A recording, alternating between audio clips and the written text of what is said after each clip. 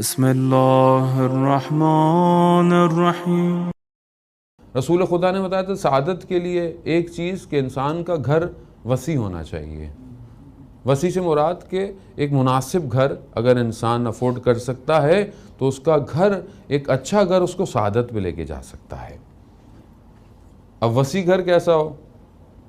جتنا انسان اپنے آپ سے افورڈ کر سکے بہتر۔ تو اس کی وجہ کیا ہے؟ دیکھیں اس کی وجہ آج آپ اپنے آپ پہ رکھیں، پریکٹیکلی کیا ہے کہ ہو سکتا ہے آپ پورے دن میں 8، 9، 10، 12 گھنٹے کام پر ہیں، لیکن وہ جو آپ کے گھر کے نمائندے ہیں، اس میں آپ کی زوجہ ہے، اس کے آپ کے والدین ہو سکتے ہیں، بچے ہو سکتے ہیں، وہ کافی گھنٹے اس گھر کے اندر رہ رہے ہیں۔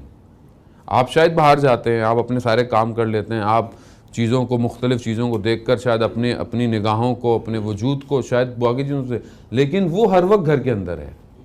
اب اس کو وہ گھر ویسا ہو کہ جس میں زیادہ رہنا ہے اس کو بہتر سے بہتر دیا جائے۔ ہمارے ایک سینئر عالم دین تھے، ایک دفعہ انہوں نے ہمارے استاد کو اپنے گھر پہ بلایا، گھر پہ درس رکھا، گھر درس دیا تو انہوں نے کہا کہ آقا ہماری زوجہ کہتی ہیں گھر میں کارپیٹ ہونا چاہیے۔ اب میں نے ان کو بولا کہ بھئی ہم تو طالب علم ہیں مولانا، ہم کہاں کارپیٹ رکھیں گے؟ تو انہوں نے ٹوک دیا، کہا تم مولانا بننے آئے ہو، وہ مولانا بننے نہیں آئی ہے۔ اس کو گھر جو ایک حد تک دے سکتے اس کو دو، گھر وسیع رکھو جتنا، اگر گھر میں حیات ہے، رسول خدا بھی وہ گھر جس کے اندر صحن ہو پسند کیا جاتا ہے۔ کیوں؟ تاکہ اس بچے کو اس گھر میں کچھ کھیلنے کی جگہ ہو۔ اب آپ بولے ہم تو مولانا صاحب فلیٹوں میں رہتے ہیں، ہم کہاں سے صحن دیں؟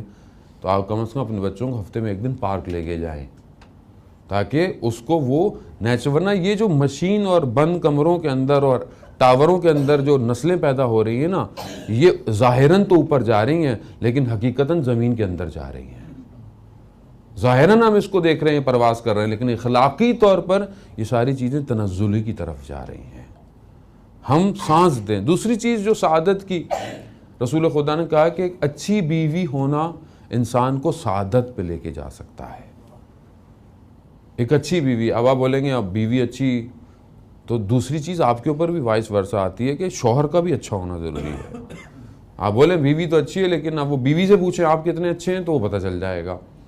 آج میں درس دے رہا تھا ایک جگہ پر، خواتین نے بولا بھی یہاں پہ آپ مجالس مردانہ ہے، بہرحال سن رہی ہیں وہ لائیو، لیکن ان کا درس تھا، کوشچن آنسر کا سیشن تھا، تو انہوں نے بہت سارے اشکالات اور سوالات جو ہوتے ہیں کیے ہیں۔ انہوں نے کہا کہ آپ ذرا ہمارے سب آتے ہیں مجلس کے اندر، تھوڑا ان کو بھی سمجھائیں کہ اپنی طرف سے بھی اپنی چیزوں کو بھی بہتر کریں۔ عزیزان محترم، گھر تبھی چلتا ہے کہ جب گاڑی جب صحیح بیلنس چلتی ہے، جب اس کے سارے پہیے بیلنس ہوں۔ ایک کی بھی بیلنسنگ آؤٹ ہے تو گاڑی ایک طرف جھک جائے گی اور ہلکے ہلکے اس کی جو روڈیں ہیں وہ ختم ہو جائیں گی اور گاڑی تباہ ہو جائے گی۔